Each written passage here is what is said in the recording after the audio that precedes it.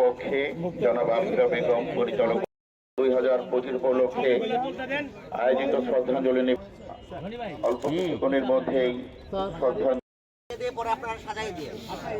মাননীয় জেলা প্রশাসক ব্যক্তিবাদী পুলিশ সুপারের পক্ষ থেকে শ্রদ্ধাঞ্জলি নিবেদন করছেন।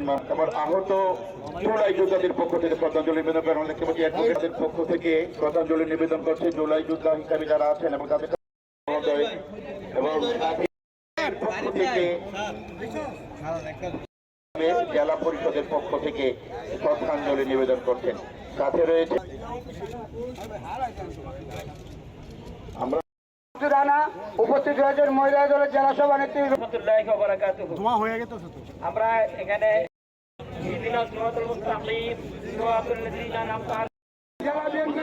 সম্মানিত ইসলাম রাজীব জেলা বিএনপির পক্ষ থেকে তারা